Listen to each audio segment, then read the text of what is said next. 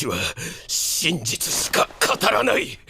七人の十本刀への裏切りは全て私の独断によるもの。その償いと獅子王様への不信と疑念は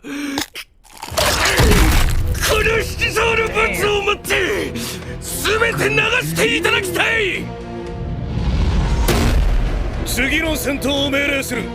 そう、臼井、暗示は明日。Hoji is insane. He is the ultimate glazer. He wanted to glaze Shishio so hard, the dude bites his nails off, okay? Watching that a second time is just crazy, man. Like, the first time was bad, but even the second time ain't so good. And right before that scene, Usui rips off his nail, and you thought that was bad. Even Shishio was like, oh no, this guy gonna fold. Like, Usui ripped off his nail. But nope, he gets up, bites all his nails off, which is pretty impressive. I mean, you gotta think about how hard that is to do.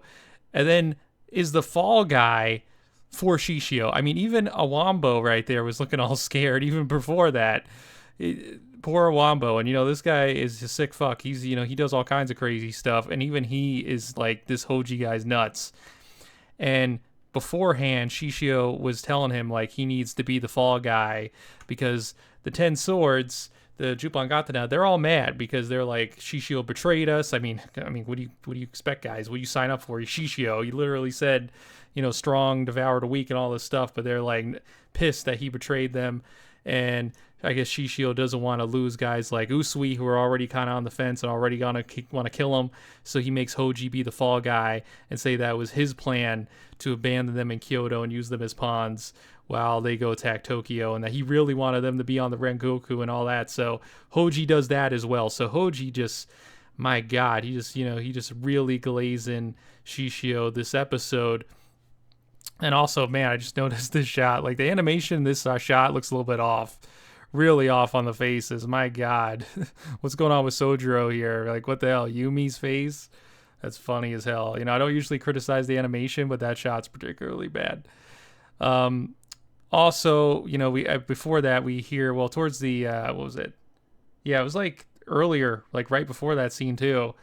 It starts with Shishio on the couch like a boss, and he's listening to Hoji's plan. And apparently the original plan was the 10 swords were going to fight. Just as we see at the beginning of the episode with the letter, it was going to be the 10 swords versus Sanosuke, Kenshin, and Saito. But Hoji's like, no, we don't need all 10 swords. A lot of them are weak. They're going to get killed off anyway. We might as well go send them to the inn to go fight the Obi-Waban guys because they've been causing a lot of issues for us. So Hoji, even coming up with the strategizing here of like, hey, let's divide up our numbers and be smart, spread out instead of just all being in one area. Now, of course, we know this isn't really going to matter because we get to see that Kenshin again meets with the boss, the Giga Chad, Hiko himself, and he's drinking and he's, hearing about this plan. He's like, you guys really going to fight these 10 dudes at once? Because he doesn't know yet, and nobody knows that there's some of the guys are going to be coming. The Jupankatana guys are going to be coming to the inn, so they don't really know that yet. But, yeah, I mean, they're going to be in for a rude awakening when they got to meet Hiko Seijiro because they got no chance against him. I mean, you're going against the god of the verse.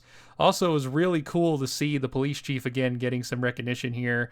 We see him laid out in the bed, and Saito compliments him, which is a huge achievement. Saito really doesn't compliment anybody. It's kind of like getting a compliment from Vegeta. Like, that's a huge compliment. And he tells him that he's got more work for him to do, and he's like, oh, man, he kind of looks bummed out. He's like, really, dude? You got to have me do more work? But he tells him he's got to go because obviously he's got to go fight Shishio and everybody. And, well, Shishio and Sojiro and Usui. Then we get to see this little romance here with Karu and Kenshin on the roof, which, again, the animation here looks a little off, but, okay. The stars look amazing. And, they're having a little romantic moment. And, basically gets interrupted as per usual by Yaiko and Miss Megumi. And, Yaiko apparently was peeping. He was being a peeping Tom, thinking they were going to kiss or something. And then Miss Megumi rubs Kenshin's hands, and, she gets all jealous. And we get a little of that, good old slice of life comedy that we love from the original Kenshin. And then we get to see all the Obi-Waban guys. Okina, is that how you say his name? I always get it wrong. And the old dude, Okina, he's down there with the Obi-Waban guys, which again, this animation shot, look at Miss Masal's face here. What is going on here? My God, she has like no nose. Their faces, a lot of these far away shots, they do really bad with. And then, of course, Kenshin remembers everybody who helped him along his journey, and the episode ends. Also, we did get to see him run into one of those dudes who joined up with Shishio, and he tells him, he gives him some like dad advice of like, hey, you can't run away from your problems, not knowing his backstory that he's running away because he teamed up with Shishio and he ruined his life. But yeah, that was kind of cool too. And he like wraps him up. Really nice of him. Imagine getting wrapped up by Batosai the Manslayer. Little does this guy know. But yeah, and then of course at the beginning of the episode it was kind of funny where you get to see Sanosuke have to introduce himself to everybody because Miss Megumi and Kenshin and Kaoru did not explain who he was, and they thought he was a gangster, which is kind of true. He was a former gangster.